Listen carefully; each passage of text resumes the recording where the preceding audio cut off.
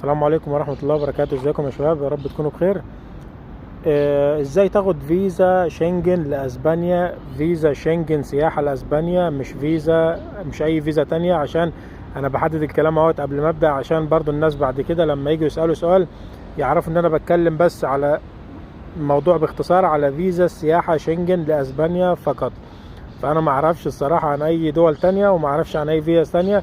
انا بحصر الموضوع بس عشان ما عشان الناس ما تسألش اسئلة ملهاش علاقة بالموضوع خالص. فاتمنى يعني انا كنت اعرف عن فيزا تانية كنت هتكلم عنها. فدلوقتي انا هتكلم على فيزا سياحة شنجن ان شاء الله لاسبانيا، وهتكلم ازاي تاخدوها يا شباب على باسبور ابيض. مش زي ما الناس فاهمة ان مفيش فيزا بتتاخد على باسبور ابيض. للاسف يا شباب ده تفكير خاطئ، ده تفكير خاطئ يا شباب. هي في الاول حظ ونصيب يا شباب، ملهاش علاقة بباسبورك ابيض او احمر او اخضر، ملهاش دعوة انت واخد كام فيزا. انا عمري ما خدت فيزا في حياتي، وعمري ما سافرت، وكان المرتب اللي انا مقدم بيه خطاب العمل كان اقل من 5000 جنيه، يعني الموضوع ما كانش كبير يعني. فانا هحكي لكم دلوقتي تجربتي بالظبط، وهعرفكم ازاي تعملوا ايه بالظبط. اولا يا شباب، رقم واحد زي ما قلت قبل كده، اهم التوقيت اللي هتقدم فيه. رقم واحد التوقيت يا شباب، شهر 10 وشهر 11 دول احسن شهرين من خبرتي الشخصيه، دول احسن شهرين. فده رأيي انا في الموضوع، احسن شهرين 10 و11.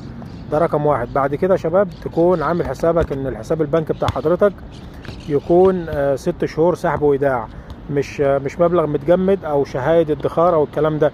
يكون يا شباب سحب وايداع 6 شهور، الحساب البنكي 6 شهور. اقل مبلغ كام؟ اقل حاجه 80,000 جنيه. مش معرفش بقى باليورو كام، لان دلوقتي الاسعار غلت دلوقتي، واليورو عامل كتير بالمصري دلوقتي. فمن 80,000 وانت طالع، يعني ما تأفورش قوي، ما تقولش انا معايا مليون جنيه. مش بكتر الفلوس ومش بقلة الفلوس. اهم حاجة سحب وايداع يا شباب، الحساب ما يكونش متجمد، سحب وايداع. ده رقم واحد. رقم اتنين يا شباب، لو حضرتك موظف بتجيب خطاب من جهة العمل بتاعت حضرتك، خطاب موجه للسفارة الاسبانية. بتكتب فيه بقى اسمك فلان الفلاني، رقم باسبورك كذا، بتشتغل في الشركة دي من كام سنة. ويستحسن يا شباب ان انت تكون بتشتغل في الشركة دي اقل حاجة من سنة، ما ينفعش اقل من سنة.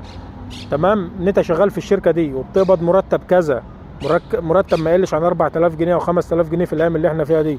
لو ازيد يبقى افضل، بس ما تأفروش، ما تعدوش ال 10000 وال 15 والكلام ده، لان هم ممكن برضو يسألوا ويعرفوا.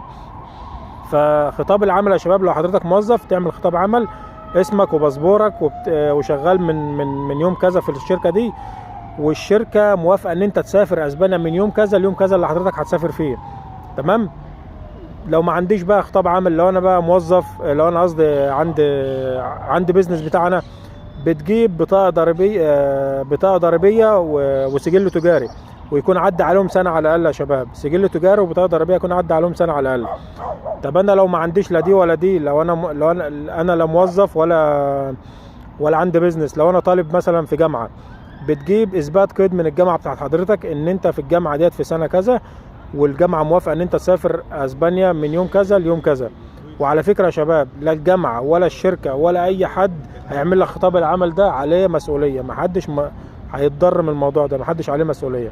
خلصنا بقى من خطاب العمل والحساب البنكي، ودول اهم اتنين يا شباب، اهم اتنين في فيزا شنجن يا شباب للقبول. دول اهم شرطين اتنين، دول اهم شرطين يا شباب، عشان انا بعيد فيهم للمرة المليون. دول اهم شرطين.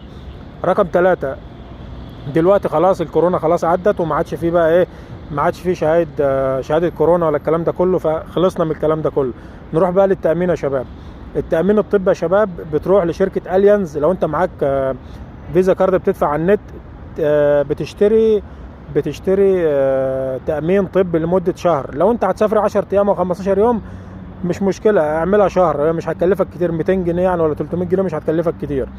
اعملها باللغة الانجليزية على طول عشان ما تترجمهاش، اعملها اونلاين باللغة الانجليزية، او روح لحد المكتب اعملها باللغة الانجليزية. مصر للتأمين، أليانز، كل ده شغال.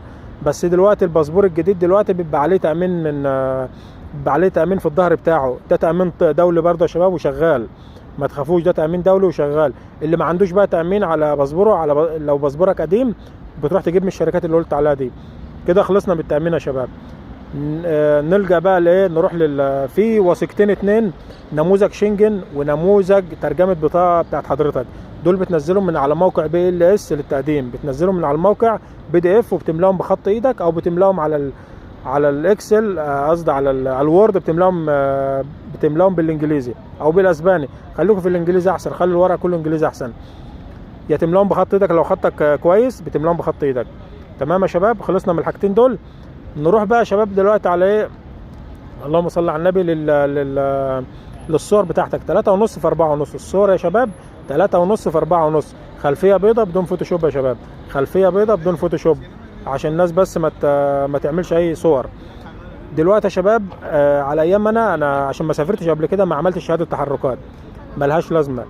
بس انا سمعت دلوقتي ان انت لازم تعمل شهاده تحركات، فاعملوها، اعملوها من العباسيه، شهاده تحركات وترجموها انجليزي واعملوها. هتفيدك برضو في الورق يا شباب. ده بالنسبه لشهاده التحركات. ايه تاني؟ اللهم صل على النبي. ايه تاني؟ دلوقتي احنا قلنا الباسبور بتاعك شباب ما يكونش فيه اقل من 6 شهور. ويستحسن يا شباب، هقول للمره المليون تاني، يكون باسبورك جديد يا شباب، عشان لما تيجي هنا وتجدد باسبورك هتندم ان انت ما جددتوش في مصر، زي ناس كتير ما ندمت. هتندم يا شباب.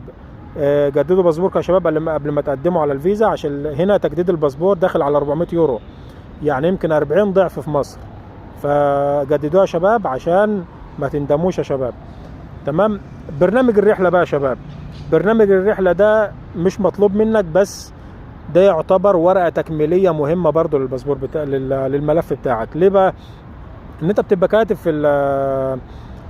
في برنامج الرحله ده كل التفاصيل، بتبقى كاتب الفنادق اللي انت هتحجزها، بتبقى كاتب اسمه ايه، الرحله بتاعتك كلها، هتروح فين، هتقعد فين، هتعمل ايه، هتخلي ايه.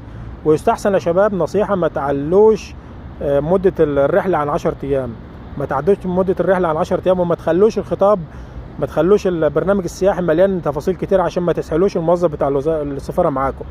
يعني خلاها 10 ايام، 5 في مدريد، 5 في برشلونه، 5 في فالنسيا، 5 في برشلونه، يعني خلاها كده، يعني ما تعملش مثلا يومين هنا ويومين هنا ويومين هنا ويومين هنا، لا، ما تعملش، يعني ما تعملش تفاصيل كتير.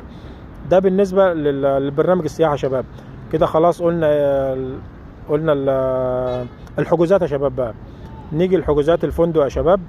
حجز الفندق يا شباب، حجز الفندق لازم يكون حجز مدفوع. دلوقتي للاسف الموضوع ده اتعدل، دلوقتي لازم يكون حجز مدفوع مسبق، لازم تدفع الفلوس. وبعد كده لا قدر الله لو ما خدتش الفيزا بيتلغي، وبيخصموا منك مرتب معين، مرتب بسيط. لكن بقى حجز الطيران للاسف، حجز الطيران لازم يكون مدفوع برضه. وللاسف لو ما اتقبلتش الفيزا بيخصموا منك، بياخدوا منك اقل حاجه 40%. فاتمنى يكون الموضوع ده يتراجعوا عنه، لان الموضوع ده الصراحه هيأذي ناس كتير، وناس كتير فلوس هتتاخد منها كتير على الفاضي. فالصراحه حرام، ربنا يكرم يعني ويلغوا الموضوع ده. بالنسبه بقى يا شباب الميعاد بتاع مكتب بي ال اس يا شباب، الميعاد ده اهم شيء. فدلوقتي بعد الرجاله اللي ماشيين في السوق السوداء دلوقتي، ربنا يهديهم يا رب، ويبطلوا موضوع السوق السوداء ده، عشان حرام، بيستغلوا الناس، والمواعيد وصلت لحد 5000 جنيه. فحرام يعني الموضوع. انا حاجز ببلاش، انا خدت نعم، خدت 3 ايام على ما حجزت الميعاد، بس حجزته ببلاش. فدلوقتي يا شباب، اول ما تجهز ورقك وتكتب مواعيدك، تتواصل مع حد على طول يدي لك ميعاد. بتحجز ميعادك يا شباب، خلاص جهزت الورق ده كله، بتحجز ميعادك، بتروح المكتب. اولا يا شباب، المقابله هناك ما فيش مقابله باللغه الانجليزيه ولا اسبانيه، ولا حد بيسالك اسئله خاصه، ولا الكلام اللي انتوا كلكم واخدينه ده، الكلام اللي انتم مفكرين ده كله ما بيحصلش هناك في المقابله. انت بتخش سلام عليكم، بياخد منك ورقك، بتخش تتصور، بتتبسم، بتروح، خلاص يا باشا، خلاص. بتستنى 15 يوم، تستنى 20 يوم، 30 يوم، 45 يوم، اقصى حاجه مده 45 يوم. هو ده كل الحوار يا شباب. فما تخافوش، الموضوع سهل. وبلاش فكره ان باسبور ابيض وباسبور احمر، كلها نصيب وحظ يا شباب. فانتوا قدموا وسيبوا، يعني سيب حمولك على الله، وان شاء الله ربنا يكرمكم يا شباب. وما تنسوش تدعموني بلايك وتشتركوا في القناه، عشان ان شاء الله ننقل لكم ان شاء الله خبرات كتير اكتر واكتر. واللي عايز اي حاجه يقول لي في كومنت، ومستنيكم في فيديو جديد. والسلام عليكم ورحمه الله وبركاته.